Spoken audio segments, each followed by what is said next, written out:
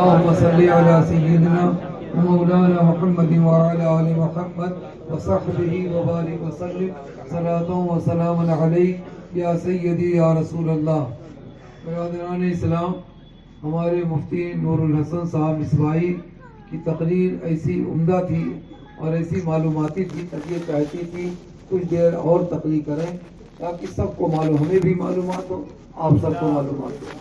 لیکن شاید وقت کی کمی یا جو بھی وہ نہ ہو سکی تقریر. انشاءاللہ ان کی تقریر ہم باولا مشین میں سنیں گے. سبحان اللہ. تو 7 دسمبر کو آپ تشریف لائیں. سبحان اللہ. درود پاک پڑھیں. اللہم صلی علی سیدنا مولانا محمد آلہ وصحبہ وبارک وسلم صلاۃ و سلام علیک یا سیدی یا رسول اللہ. اللہ سبحانہ تعالیٰ کا فرمان ہے فاذکرونی اذکرکم واشکروا لی ولا تکفرون.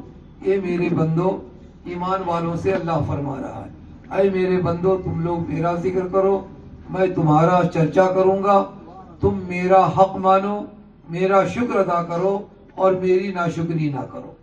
میرے بزرگوں دوستو، اللہ تعالیٰ نے اپنا ذکر کرنے کا حکم دیا ہے. اولیاء کاملین نے، انبیاء نے، رسول نے، صحابہ نے، سب لوگوں نے اللہ کا ذکر کیا. اللہ تعالیٰ نے ان کا ذکر اپنے ملائکہ کے درمیان کیا، بعد انتقال اپنے بندوں کے ذریعے ان کا ذکر کرا رہا ہے. میرے بزرگوں دوستو، اذکار میں تو بہت سے ذکر ہے، تسبیح ہے، تہلیل ہے، قرآن کی تلاوت ہے اور بہت سے اذکار ہے. لیکن سارے اذکار میں جو سب سے افضل جو ذکر ہے، حضور صلی اللہ علیہ وسلم فرماتے ہیں افضل الذکر لا الہ الا اللہ و افضل الدعاء الحمدللہ. سارے ذکروں میں جو سب سے افضل جو ذکر ہے وہ لا الہ الا اللہ ہے، اور ساری دعاؤں میں سب سے افضل دعا الحمدللہ ہے. یہی وجہ ہے کہ اللہ کے رسول صلی اللہ علیہ وسلم نے اپنے صحابہ سے فرمایا. صحابہ کی جماعت کتنی عظیم جماعت ہے. انبیاء کرام کے بعد جو سب سے افضل جماعت ہے اس روئے زمین پر وہ صحابہ کی جماعت ہے. صحابہ کرام کے بارے میں اللہ کے رسول صلی اللہ علیہ وسلم فرماتے ہیں اصحابی کالنجوم فبأیہم اقتدیتم اہتدیتم او کما قال علیہ الصلوۃ والسلام. حضور صلی اللہ علیہ وسلم فرماتے ہیں میرے سارے صحابہ مثل ستارے کے، جیسے ستارے چمک رہے ہیں ایسے میرے سارے صحابہ چمکدار ہیں. تم ان میں سے جس کی بھی اقتدا کرو گے ہدایت پا جاؤ گے. تو سارے صحابہ کی عظمت اور ان کی اتباع، ان کی پیروی ہمارے لیے لازم ہے، اور انہی کی اتباع سے ہمیں، اقتدا سے ہمیں ہدایت ملے گی. میرے بزرگوں دوستو، حضور صلی اللہ علیہ وسلم نے اپنے صحابہ سے فرمایا جددوا ایمانکم. قیل یا رسول اللہ صلی اللہ علیہ وسلم کیف نجدد ایماننا قال اکثروا من قول لا الہ الا اللہ او کما قال. حضور صلی اللہ علیہ وسلم نے اپنے صحابہ سے فرمایا اے میرے صحابہ تم اپنے ایمان کو تازگی بخشو. سوچنے کی بات ہے، صحابہ کی جماعت، ان سے سرکار فرماتے ہیں تم اپنے ایمان کو تازہ کرو.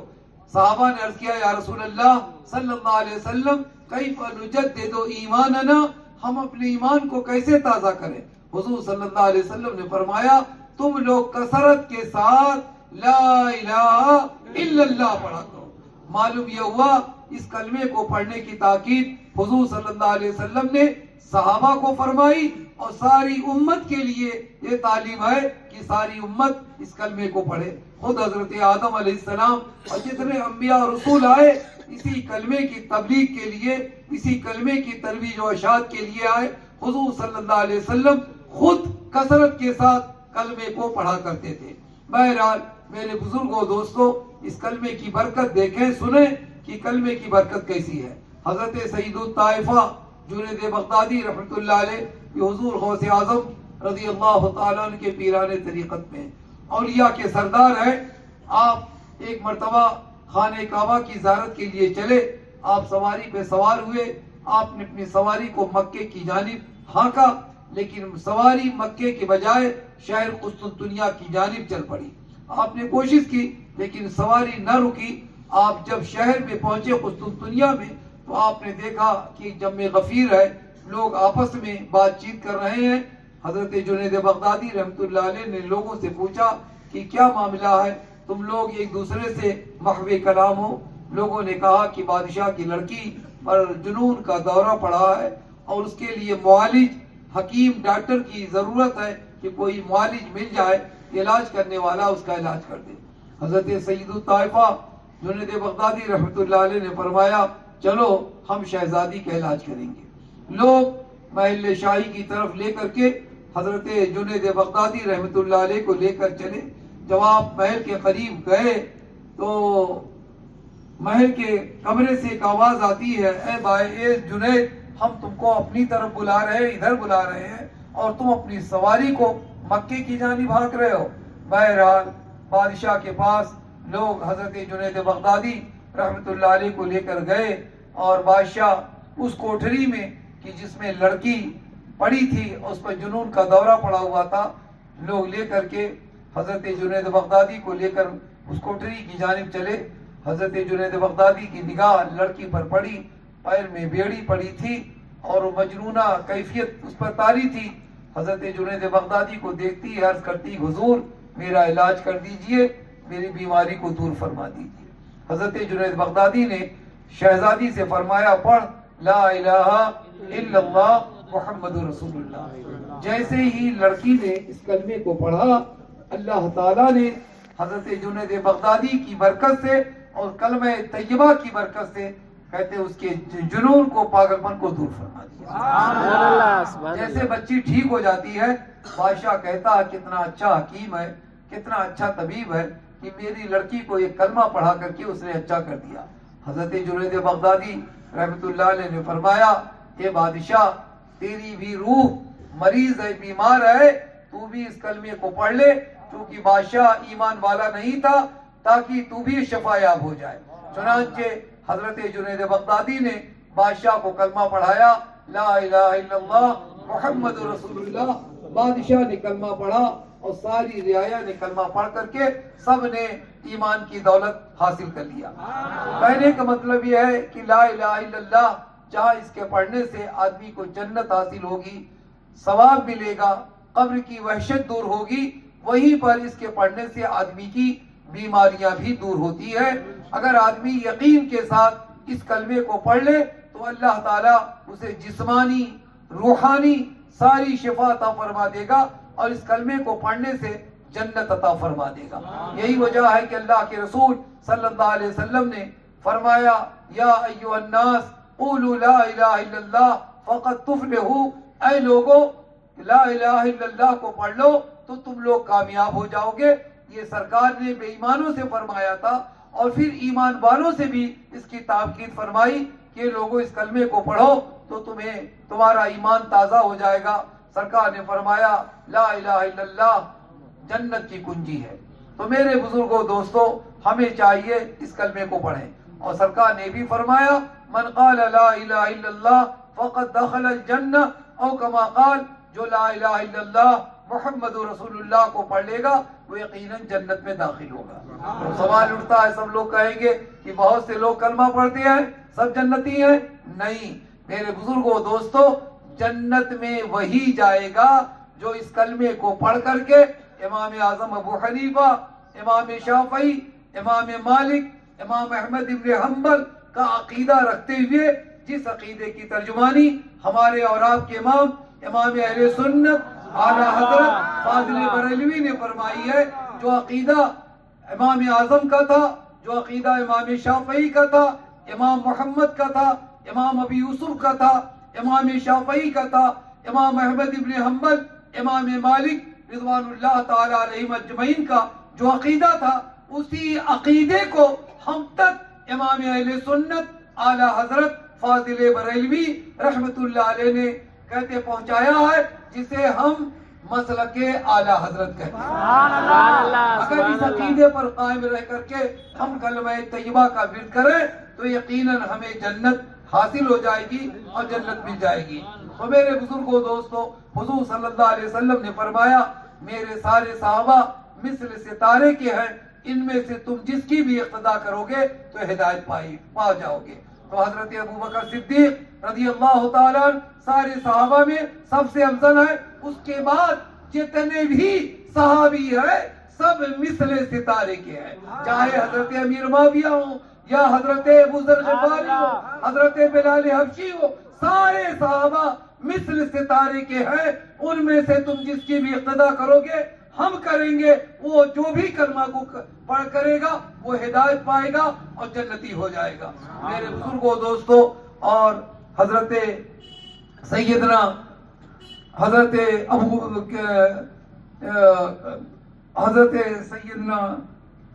دحیہ کلبی کا نام کیا تھا؟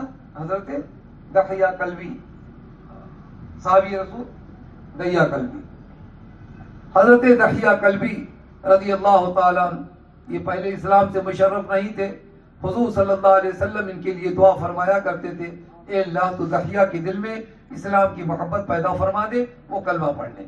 ایک روز جبریل امین علی نبینا علیہ الصلوۃ والتسلیم بارگاہ رسالت میں حاضر ہوئے، صلاۃ و سلام کا نذرانہ پیش کیا، عرض کیا یا رسول اللہ صلی اللہ علیہ وسلم، دحیہ کلبی آپ کی بارگاہ میں اسلام لانے کے لیے آ رہے ہیں۔